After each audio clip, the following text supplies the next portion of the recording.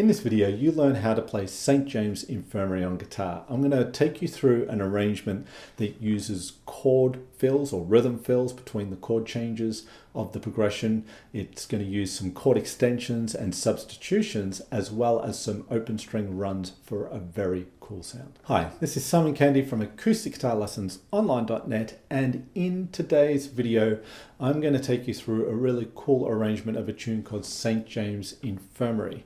Now, this is going to be made up of two choruses, simply meaning we're going to repeat through the form or the progression of the tune, which is an 8-bar blues, twice. In the first chorus, we're going to be using some chord extensions and some substitutions, which is going to add a really cool, sophisticated sound to our arrangement. In the second chorus, we take things a step further by adding in some open string runs and rhythm fills or chordal fills in between the phrases, the melody phrases of the tune. A little bit more chord substitution, just some things to kick the arrangement along a little bit, to have it develop from the first chorus. But both choruses will fit together seamlessly for a really cool and unique arrangement of St James Infirmary. Now, I've got another tutorial on the same tune on my channel. I'm going to link to in the top right corner right now. It's a little simpler than the one I'm about to take you through. So if you want to check that one out first, by all means do so. But if you're up for the challenge, then stick with me, let's get to it. So before we get into today's arrangement, let's just touch on just the basic makeup of this tune, because if you're going to create it or learn an arrangement or create your own arrangement of a piece, you want to know the chords and the melody really well, separately, and then how they relate to each other. Kind of sounds obvious, but a lot of people bypass this and just learn these complicated arrangements and don't really, even if they get the arrangement down, they don't really understand what's going on, and that makes it very hard to retain the arrangement and to really be able to play it freely. With St James Infirmary, we've got the chords. It's an 8-bar blues in A minor, and we've got the half bar on A minor, then E7 for half, and then A minor for a bar. 3, 4, then A minor, F comes in, C, and E7. That's the first 4 bars, and then we return to A minor, E7, A minor, and then we can put a G in the bass of the A minor there. Sometimes someone might play a G chord there. There's going to be variations with the chord progression. I tend to typically put the G in the bass, then F, E7, and then the A minor and E7, which turns it back around to the start again. Okay, so they're the chords in St James Infirmary, and the melody that we're hearing and that we're going to eventually put with the chords here goes. So that's the first 2 bars, the first melodic phrase there that takes up the first 2 bars, and then it kind of repeats. Okay, and then that's where the end of the first 4 bars is, and we're moving into the second 4 here. You repeat the first melody here, I think. And then the last phrase, and then that's where the E7 comes in, and you're back to the start again. So there's 4 phrases there, right? You've got the first one, little break, and then slight difference there with the phrase that time, then back to the first one, and then the last. Typical blues phrasing there for a vocal. Okay, so familiarize yourself with the melody and the chords, because it's going to make it much easier when we get into our arrangement. So have a listen to the first chorus so you can hear how it sounds, and then we'll come back and we'll break it down.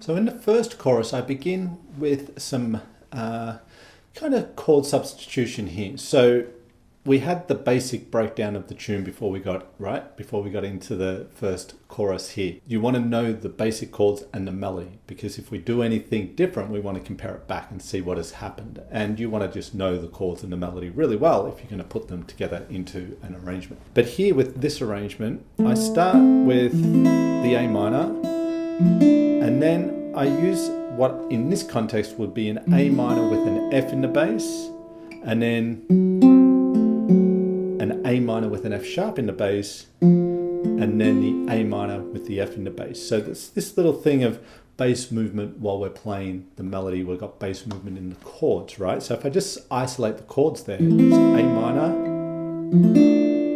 with F, A minor with F sharp, A minor with F again. It reminds me of, what's that tune?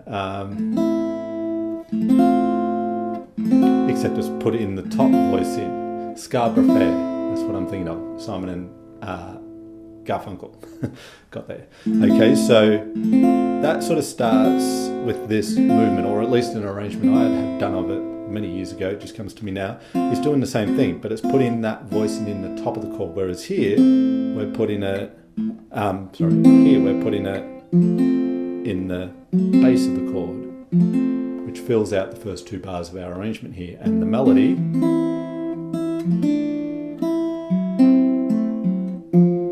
so we put the melody with it there, with some, syncopation and so forth. And then we're on the A minor, F, and then the C. And it's at that point, see, up until that point, I've purposely kept the bass kind of pretty high in the register as far as bass is concerned. It's all on the fourth string with the substitution here. And I want to make sure when I go to A minor here, I stay with the E in the bass, the F, and then the C, and we go down to the E. So we're just sort of now getting into the lower register there with the C, but particularly the E. And when we get to the E, a little open string run just to fill it out, and it sounds pretty cool, I think, before we get into the second 4 bars of the first chorus here. And that open run is simply sliding from 8 to 9, and then you've got the open E string, 7 on the second, 8 on the third, open E, and open second string. And I use my pinky, and then my second and my third finger. You could use your third if you prefer, so you can certainly use your third finger there, but I tend to use my pink here, I think, because it's leaving more fingers this side to get back to the A minor. It's not impossible the other way, but I think that's why I do that. Okay, so first 4 bars.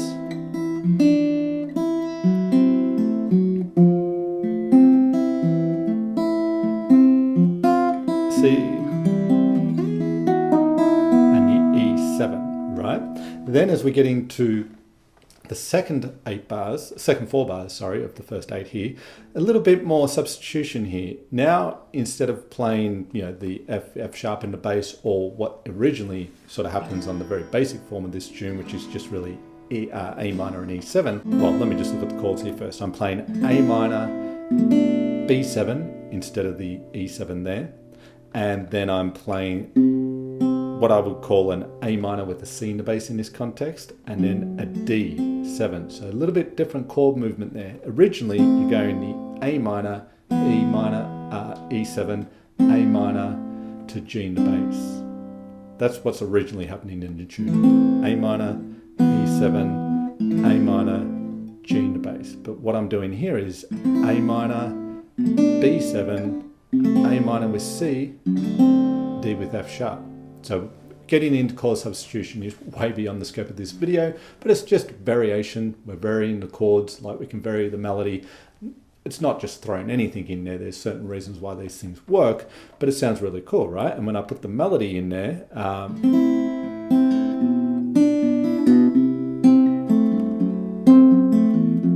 and I'm using my thumb on the lower strings here, and my 3 fingers are playing the notes on the higher 3 strings. Typically my index is playing third, middle's playing second, ring's playing first. That's the rough guide. I might vary that depending where I am, so it's not going to be black and white, but that's the guide to use. And here I like to use some up strokes with my thumb. Up and up here, and maybe even up there. No, not up there. So you can do that. You can hear the difference with the tone when you pluck up with the thumb versus down with more of the flesh versus the nail. I could do it with just the flesh. With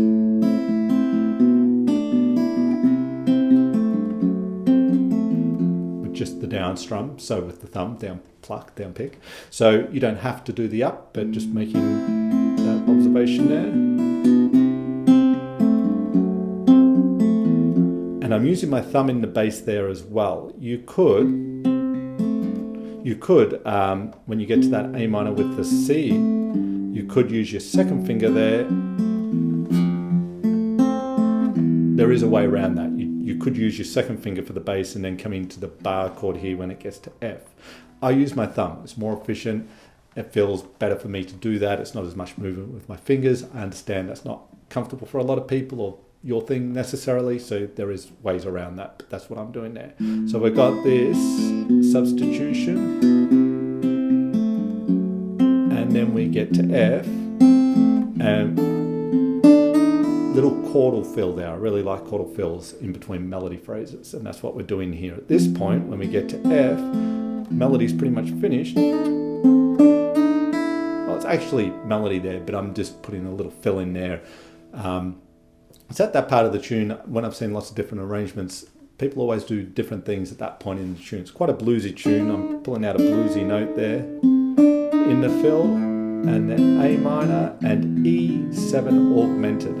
I like that sound in this tune at the end to then set it up for the second chorus. If that's not comfortable for you to do, I'm using my first finger to play both the first first fretted notes on the second and third strings. But you could just use E7 if you want there. You don't have to do the augmented 7. Okay, so that's the first chorus. There's a little bit there. Break it down. Be very, very patient. You know, make some variations yourself by all means if you like to make it a bit easier or something that feels a bit more comfortable for you.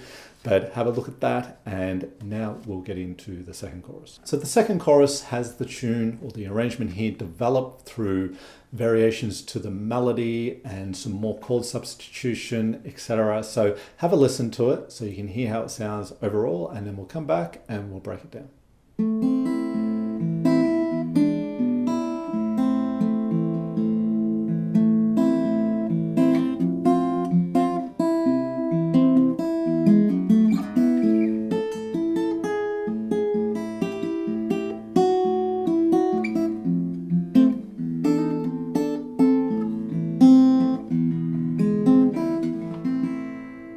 So chorus 2, let's have a look at what's going on here. So in the beginning, I'm now just playing the standard chords, no chord substitution here. So that sort of develops a little bit there because it's different to how the first chorus started. It's a little more of a fuller sound, and it's stripped back with the harmony, not doing any of this substitution or the leading of the voices in the bass, right? So we've got A minor, E7, so pretty straightforward there. A minor, F.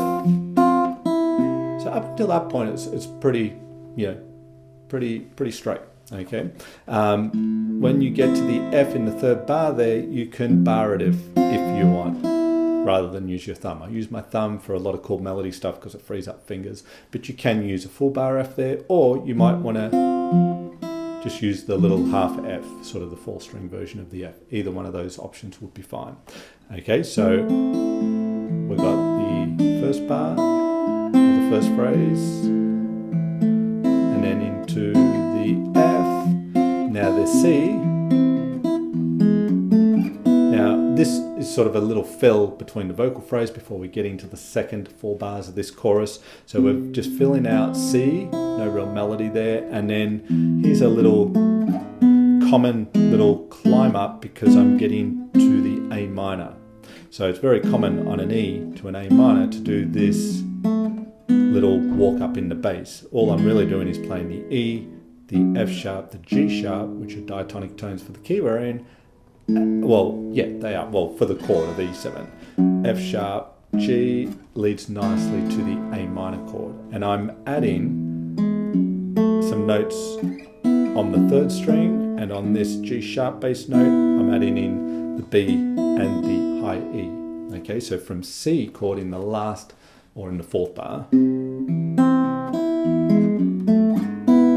Okay, which leads really nicely to A minor. Now here I do a little bit of substitution again. Okay, instead of playing the the A minor to the E7 back to the A minor with the G in the bass, what I do is I pedal an A tone and I get this. What's happening here is this is a familiar sound. I'm going to relate this back to something we all know, I guarantee you. Okay, but let me play it first and then I'll kind of explain. So you got this little thing going.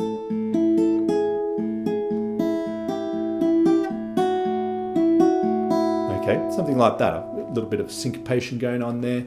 But what's happening here is you've got this, it's an A minor chord. Think of A minor for the whole 2 bars here being implied by the low A string. We don't have to hold a chord shape necessarily to imply a chord. An open A is enough to imply an A minor chord in this case. And then we've got this little step down of voices between the chords. First here, this is what's happening. And in this context, this would be an A minor chord. This is actually an A minor major 7 because it's got a G sharp in there. Then it's A minor because that G sharp has now become G. And then the F sharp makes it an A minor 6. This is a very common movement. You hear it a lot. Where do you hear it that I'm referring to? Here.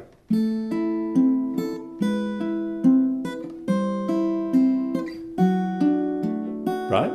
That is the same thing essentially, except it's in the bass.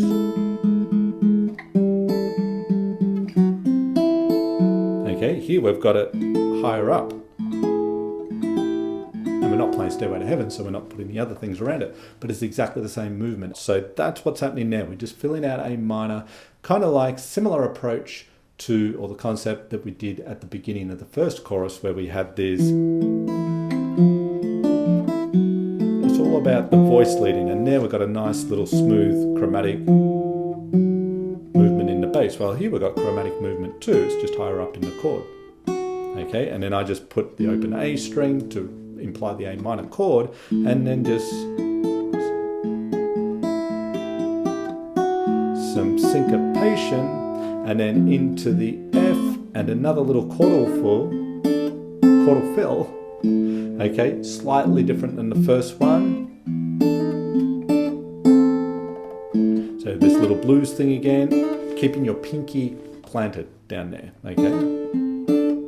Doesn't need to move until you get to A minor and then the E7. So both those choruses go really nicely together to create our arrangement. So have a listen to how they sound back to back.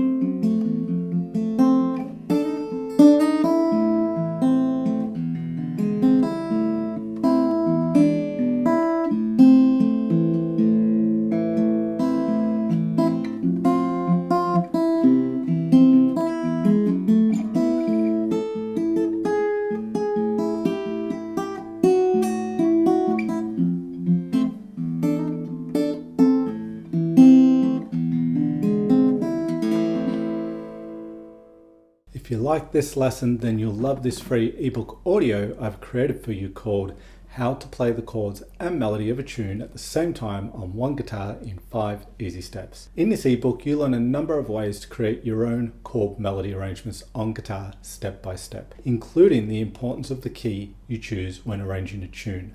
The key matters because some will be more friendly than others when it comes to creating your arrangements, making life that much easier for you as a result. You also learn how to use more interesting and varied chords to broaden the scope and sound of your arrangements, in addition to proven methods and strategies for playing and creating chord melody pieces. So click the link in the description below this video and download your free ebook audio, how to play the chords and melody of a tune at the same time on one guitar in 5 easy steps. Let me know in the comments below what you would like me to cover regarding acoustic guitar in future videos. I love reading all your comments. I will reply to them as best I can, so don't be shy.